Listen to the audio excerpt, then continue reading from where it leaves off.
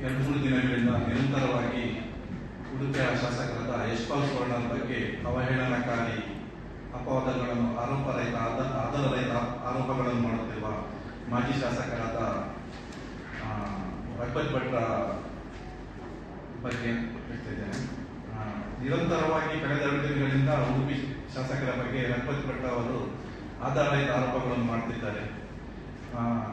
ಏನು ಬಡಲಿಯೂರು ರೆಸಾರ್ಟ್ ಜಾಗದಲ್ಲಿ ಏನು ಅದರ ಬಗ್ಗೆ ಶಾಸಕರ ಬಗ್ಗೆ ಆರೋಪ ಮಾಡ್ತಿದ್ದಾರೆ ಹೇಳಿದ್ರೆ, ಇದು ನಿಜವಾಗಿ ಹೇಳುವುದಾದ್ರೆ ಇದರಲ್ಲಿ ಶಾಸಕರಿಗೆ ಹಾಗೂ ಇದರಲ್ಲಿ ಶಾಸಕರಲ್ಲಿ ಯಾವುದೇ ಪಾಲಿಲ್ಲ, ಯಾವುದೇ ಸಂಬಂಧ ಇಲ್ಲ ಅಂತ ಹೇಳ್ಬೋದು. ಯಾಕಂತ ಹೇಳಿದ್ರೆ ಇದು ನೇರವಾಗಿ ರಘುಪತಿ ಭಟ್ ಹಾಗೂ ಕರಾವಳಿ ಯುವಕ ಮಂಡಲ ಬಡಲಿಯೂರು ಇವರ ಮಧ್ಯೆ ಇರೋ ಡಿಸ್ಪ್ಯೂಟ್ ಇದು.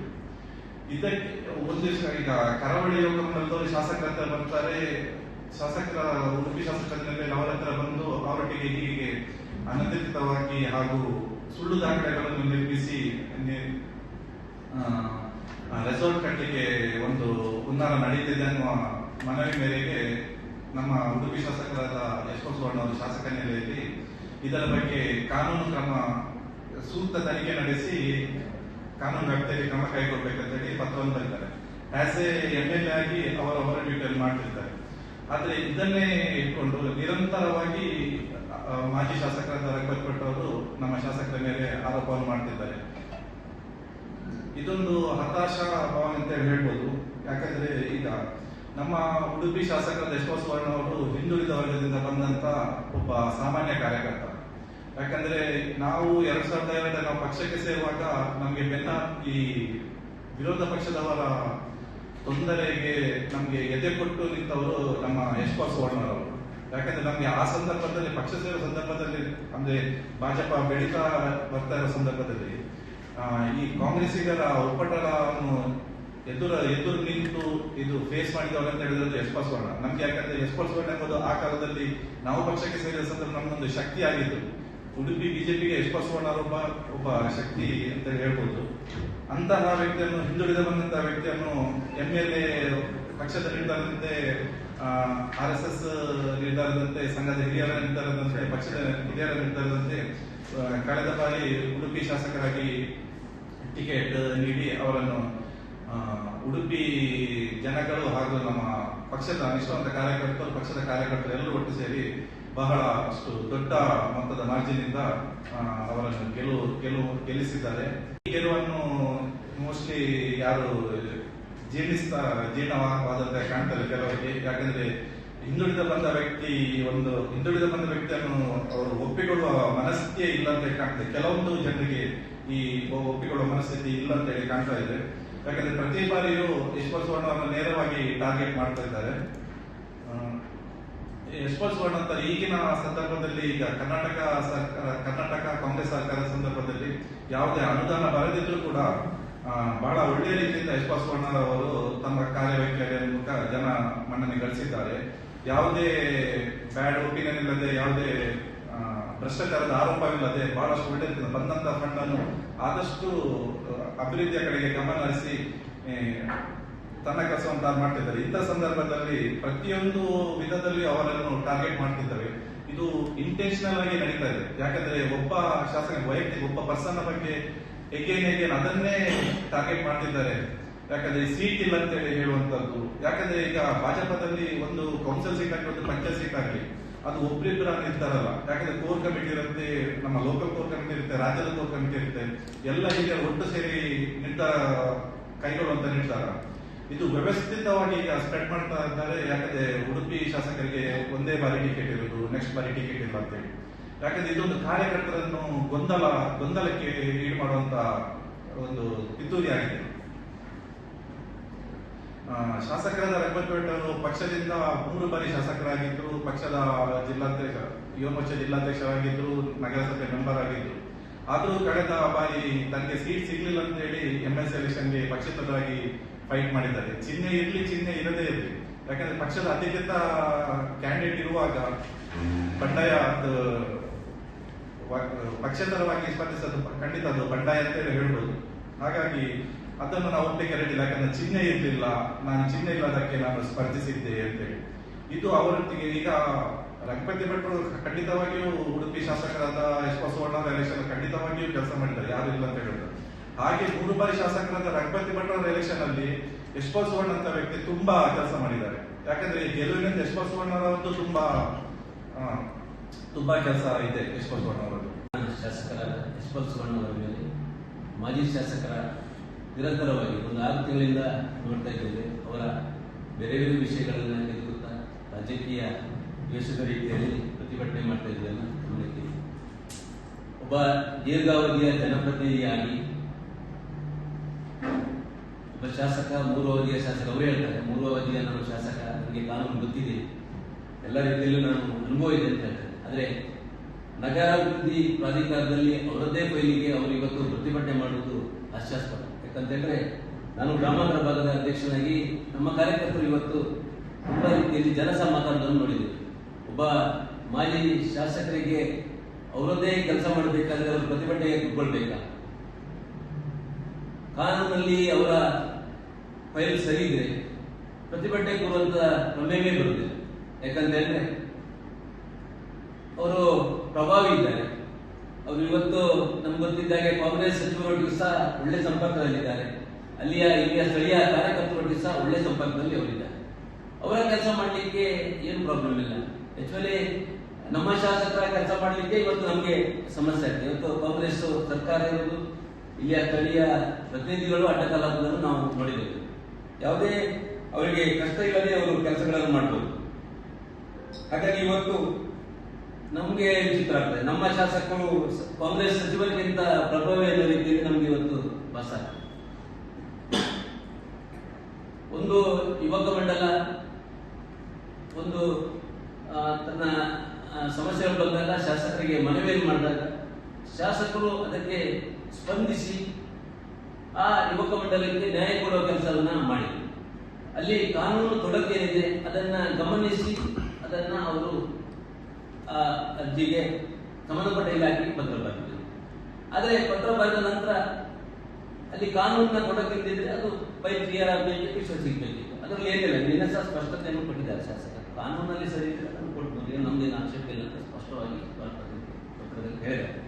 ಆದರೆ ಇದನ್ನೆಲ್ಲ ವಿರೋಧಿಸಿ ವೈಯಕ್ತಿಕ ದ್ವೇಷದ ರೀತಿಯಲ್ಲಿ ನಮ್ಮ ಕಾರ್ಯಕರ್ತರನ್ನಿರ್ಬೋದು, ನಮ್ಮ ಜನರನ್ನ ಇವತ್ತು ದಾರಿ ತಪ್ಪಿಸುವ ಕೆಲಸವನ್ನ ಮಾಜಿ ಶಾಸಕರು ಮಾಡ್ತಾ ಇರೋದು ನಮಗೆಲ್ಲ ಬೇಜಾರಾಗಿದೆ. ಹಾಗಾಗಿ ಇವತ್ತು ನಾವು ಪತ್ರಿಕಾಗೋಷ್ಠಿಯಲ್ಲಿ ಬಿಜೆಪಿಯ ಕಾರ್ಯಕರ್ತರಿಗೆ ಮಾಡಿದ ಅವಮಾನ, ನಿರಂತರ ಅವಧಿಯಲ್ಲಿ ಬಿಜೆಪಿಯ ಕಾರ್ಯಕರ್ತರಾಗಿದ್ದು ಒಬ್ಬ ಸಾಮಾನ್ಯ ಕಾರ್ಯಕರ್ತರಿಗೆ ಹಿಂದಿನ ಅವಧಿಯಲ್ಲಿ ಶಾಸಕ ಸ್ಥಾನಕ್ಕೆ ಅವಕಾಶವನ್ನು ಮಾಡಿಕೊಟ್ಟಾಗ ಅದನ್ನು ಸಂಪೂರ್ಣವಾಗಿ ಒಪ್ಪಿ ಆ ಸ್ಥಿತಿಯಲ್ಲಿ ಕೆಲಸವನ್ನ ಮಾಡಿದ್ರು, ಅದನ್ನು ನಾವು ಸ್ವಾಗತಿಸಿದ್ದೇವೆ. ಆದರೆ ಸಂಬಂಧಪಟ್ಟಾಗೆ ಅವರಿಗೆ ಪದವೀಧರ ಕ್ಷೇತ್ರದಲ್ಲಿ ಸೀಟ್ ಸಿಗಲಿಲ್ಲ ಅಂತ ಹೇಳ್ಕೊಂಡು ಅವರು ಇಂಡಿಪೆಂಡೆಂಟ್ ಆಗಿ ನಿಂತಾಗ ಪಕ್ಷ ಅವರನ್ನ ಉಚ್ಚಾಟನೆ ಮಾಡಿದ್ರು.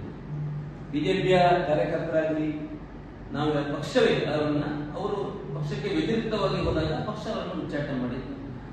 ಅದರ ನಂತರ ಅವರು 6 ವರ್ಷಗಳ ಅವಧಿಗೆ ಪಕ್ಷ ಉಚ್ಚಾಟನೆ ಮಾಡಿದ್ದು. ನಾವು ಕಾರ್ಯಕರ್ತರ ಸಂಪರ್ಕವನ್ನು ಕಡಿಮೆ ಮಾಡಿದ್ದು, ನಮ್ಮ ಶಾಸಕರು ಸಹ ಸಂಪರ್ಕವನ್ನು ಕಡಿಮೆ ಮಾಡಿದ್ದು. ಅದೇ ವಿಷಯವನ್ನು ಇಟ್ಕೊಂಡು ಅವರು ಶಾಸಕರಿಂದ ನಮಗೆ ನಿರಂತರವಾಗಿ ನಮ್ಮ ಬಿಸಿನೆಸ್ಗೆ ತೊಂದರೆ ಆಗಿದೆ, ರಾಜಕೀಯವಾಗಿ ನನ್ನನ್ನು ಅವಲಂಬಿಸುತ್ತಾರೆ. ಒಬ್ಬ ಜನಪ್ರತಿನಿಧಿ ಆಗಿರ್ಬೇಕಂತ ಹೇಳಿದ್ರೆ ನಮ್ಮಲ್ಲಿದೆ. ಒಂದು 3 ಅವಧಿಗೆ ಶಾಸಕ ಆಗಿದ್ದವರು ಒಬ್ಬ ಗ್ರಾಮ ಪಂಚಾಯತ್ ಸದಸ್ಯರಾದ ಅದೊಂದು ಬದ್ಧತೆ ಬೇಕು. ನಾವೆಲ್ಲ ಜನಪ್ರತಿನಿಧಿ ಕೆಲಸ ಮಾಡಿದ್ವಿ, ಗ್ರಾಮ ಪಂಚಾಯತ್ ಸದಸ್ಯರಲ್ಲಿ ಕೆಲಸ ಮಾಡ್ತಾರೆ.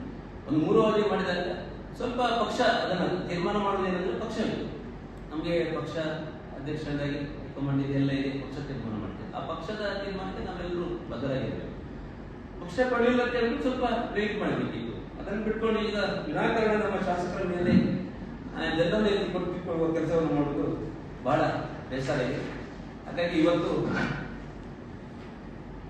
ನಿರಂತರತೆ ಇದೆ. ನಾವು ಪತ್ರಿಕೆಯಲ್ಲಿ ನೋಡ್ತೇವೆ, ಒಂದೊಂದು ವಾಟ್ಸಪ್ ಅನ್ನು ಬಿಡ್ತಾ ಇರೋದು, ಇನ್ನೊಂದು ನಮ್ಮ ಎಲ್ಲ ಕಾರ್ಯಕರ್ತರಿಗೆ ಕಳಿಸೋದು, ಅದನ್ನು ನೋಡ್ತಾ ಇದ್ದೇವೆ ನಿರಂತರವಾಗಿ. ಬೇರೆ ಬೇರೆ ಕಾರಣಗಳು, ಇದು ವೈಯಕ್ತಿಕ ವಿಷಯ ಇಟ್ಕೊಂಡು ಅವರು ಶಾಸಕನ ಪದೇ ಮಾಡೋದಕ್ಕೆ ನಾವು ಉಡುಪಿ ನಗರ ಮತ್ತು ಗ್ರಾಮಾಂತರ ಬಿಜೆಪಿ ವತಿಯಿಂದ ಮುಂದಿನ ದಿನಗಳಲ್ಲಿ, ಇವತ್ತು ಇಷ್ಟೊತ್ತವರೆಗೆ ನಾವು ಅದನ್ನ ಪತ್ರಿಕಾಗೋಷ್ಠಿಯನ್ನು ಮಾಡಲಿಲ್ಲ ಪಕ್ಷದ. ಯಾಕಂತ ಹೇಳಿದ್ರೆ ಮುಂದಿನ ದಿನಗಳು ಸರಿ ಆಗ್ಬೋದು, ನಮ್ಮೊಟ್ಟಿಗೆ ಕೆಲಸ ಮಾಡಿದ್ರು, ನಮ್ಮ ಶಾಸಕರು ಮತ್ತು ಅವರಿಗೆ ಗ್ಯಾಪ್ಗಳು ಕಡಿಮೆ ಆಗ್ಬೋದು ಅನ್ನೋದಕ್ಕೆ ನಾವಿಲ್ಲ. ಆದರೆ ಮುಂದೆ ಕಾರ್ಯಕರ್ತರು, ನಾವು ಪಕ್ಷದ ನಾಯಕರುಗಳು ಇದನ್ನ ಮುಂದೆ ತುಂಬಾ ಸೀರಿಯಸ್ ಆಗಿ ತಗೊಳ್ತೇವೆ.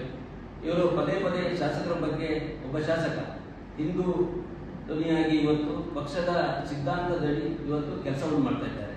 ಸಮಾನವಾಗಿ ಎಲ್ಲ ಉಡುಪಿ ನಗರ ಮತ್ತು ಗ್ರಾಮಾಂತರ ಅಲ್ಲಿ 78 ಬೂತ್ಗಳಿದೆ, ಇಲ್ಲಿ 226 ಬೂತ್ಗಳಲ್ಲಿ ಸಮಾನವಾಗಿ ಇವತ್ತು ಕಾರ್ಯಕರ್ತರು ನಾಯಕರು ಪಕ್ಷದ ಎರಡನೇ ತಂಡದ ನಾಯಕರಿದ್ದಾರೆ. ಅವರನ್ನು ಸಮಾನವಾಗಿ ಸ್ವೀಕರಿಸಿ ಇವತ್ತು ಎಲ್ಲರಿಗೂ ನ್ಯಾಯ ಕೊಡುವ ಕೆಲಸಗಳನ್ನ ಮಾಡ್ತಾ ಇದ್ದಾರೆ.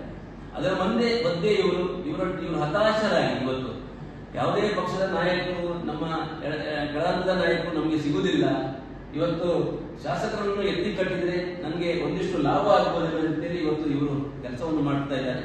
ಇವತ್ತು ವಿರುದ್ಧವಾಗಿ ಶಾಸಕರ ವಿರುದ್ಧವಾಗಿ ಜನರನ್ನು ಎತ್ತಿ ಕಟ್ಟಿಕೊಳ್ಳುವ ಕೆಲಸಗಳನ್ನು ಮಾಡ್ತಾ ಇದ್ದಾರೆ. ನಾವು ಸ್ಪಷ್ಟವಾಗಿ ಹೇಳ್ತಾ ಇದ್ದೇವೆ.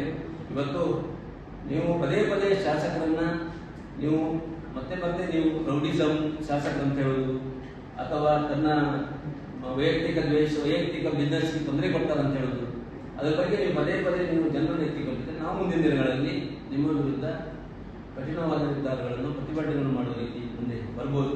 ಹಾಗಾಗಿ ಸ್ಪಷ್ಟವಾಗಿ ಹೇಳ್ತಾ ಇದ್ದೇವೆ, ಇವತ್ತಿಗೆ ಜನರನ್ನು ನಿಲ್ಲಿಸಬೇಕು. ನಿಮಗೆ ನ್ಯಾಯ ಸಿಗುವುದರಲ್ಲಿ ನಮ್ದೇನಿಲ್ಲ. ಇವತ್ತು ಉಡುಪಿ ಜಿಲ್ಲೆಯಲ್ಲಿ 8,000ಕ್ಕಿಂತ ಹೆಚ್ಚು ನಗರ ಮತ್ತು ಗ್ರಾಮಾಂತರದಲ್ಲಿ ಇವತ್ತು ಸಿಂಗಲ್ ಲೇಔಟ್ಗಳು ಬಾಕಿ ಇದೆ.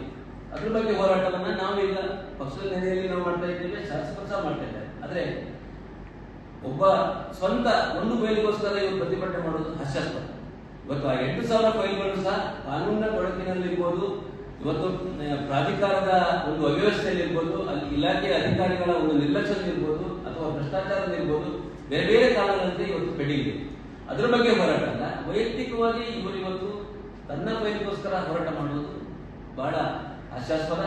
ಹಾಗಾಗಿ ಮುಂದಿನ ದಿನಗಳಲ್ಲಿ ಆ ಯಾರದಿದೆ ಅನುಮತಿ ಪಟ್ಟರು ಕಾನೂನಲ್ಲಿ ಸರಿ ಇದೆ, ಅದ್ರ ಬಗ್ಗೆ ಸಹ ನಮ್ದೇನು ಆಕ್ಷೇಪ ಇಲ್ಲ. ಕಾನೂನಲ್ಲಿ ಸರಿ ಇದೆ, ಅದನ್ನ ಕೊಡ್ಲೇಬೇಕು. ಈಗ 2023 ಏನು ಇಲೆಕ್ಷನ್ ಆಯಿತು, ಅದರಲ್ಲಿ ನಮ್ಮ ಹೆಮ್ಮೆಯ ಶಾಸಕರು, ನಮ್ಮ ಶಾಸಕರು ನಮ್ಮ ಹೆಮ್ಮೆ, ಅದರ ಮಾರ್ಗದರ್ಶನ ಪ್ರಾರಂಭ ಆಗಿದೆ. ಅವರಿಗೆ ಎಂತ ಏನ್ ಹೇಳ್ತಾರೆ, ಉಪದರ್ಶನ ಮಾಡಿದ್ರು, ಉಪದರ್ಶನ ಇದು ಸರಿಯಲ್ಲ.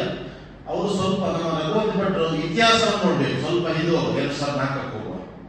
ಆವಾಗ ನಮ್ಮ ಬಿಜೆಪಿಯಲ್ಲಿ ಇಬ್ಬರು ನಿಂತಿದ್ದಾರೆ.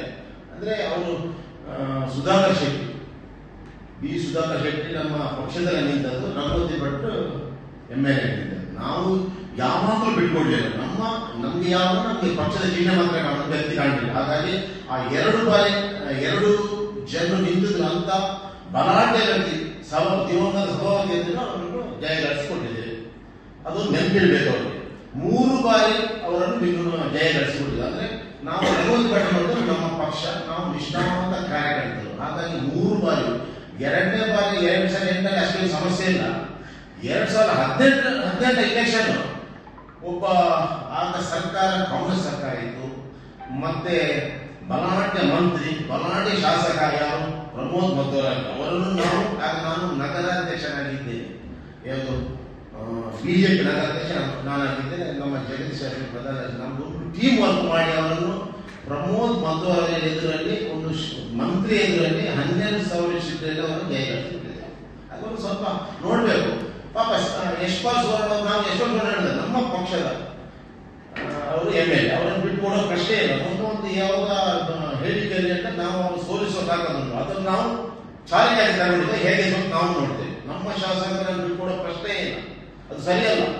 ಅವರು 3 ಬಾರಿ ಸಹ MLA ಆಗುವಾಗ ಇವರು ಸಮೇತ, ಯಾರು ಯಶ್ಪಾಲ್ ಸುವರ್ಣ ಸಮೇತ ಡೇಟೆಡ್ ಕೆಲಸ ಮಾಡಿದ್ದಾರೆ. ನಾನು ಅವರ ಪ್ರಥಮ ಇಲೆಕ್ಷನ್ ಅಲ್ಲಿ, ಸೆಕೆಂಡ್ ಇಲೆಕ್ಷನ್ ಅಲ್ಲಿ BSR ಒಟ್ಟಿಗೆ ನಮ್ಮ ಪ್ರಮುಖರ ಮನೆಗೆಲ್ಲ ಬೆಳಿಗ್ಗೆ 6 ಗಂಟೆ ಎತ್ಕೊಂಡು ಹೋಗಿ ಕೆಲಸ ಮಾಡಿದ್ದಾರೆ. ಅಂದ್ರೆ ನಮ್ಮ ಪಕ್ಷದ ಅಭ್ಯರ್ಥಿ ಅಂತ. ಹಾಗಾಗಿ ಏನು ಭೇದ ಮಾಡಿಲ್ಲ.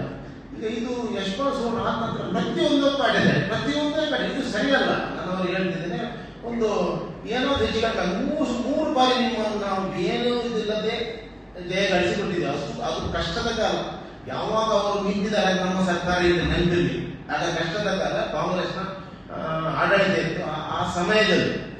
ಹಾಗೆ ನಮ್ಮ ನಗರಸಭೆಯಲ್ಲಿ ನಾನು 2024ರಲ್ಲಿ ಅಧ್ಯಕ್ಷನಾಗಿ ವಹಿಸಿಕೊಂಡು ನನಗೆ 14 ತಿಂಗಳು ಆಡಳಿತ ಸಿಕ್ಕಿದ್ದು. ಆಗ ಯಾರ ಮುಲಾಜಿಲ್ಲದ ಆಡಳಿತ ನಡೆಸಿದ್ದಾರೆ. ಒಳ್ಳೆ ಕಾರ್ಯಕ್ರಮ ಕೊಟ್ಟು, ಅದು ಕೆಲವರಿಗೆ ಅಂದ್ರೆ ಒಳ್ಳೆ ಕಾರ್ಯಕ್ರಮ ಕೊಟ್ಟದ್ದು. ಆಗ ನಾನು ಶಾಸಕರಿಗೆ ನಮ್ಮ ಈಗಿನ ಶಾಸಕರಿಗೆ ಖಾಲಿ ಮಾಹಿತಿ ಮಾತ್ರ ಕೊಟ್ಟದ್ದು.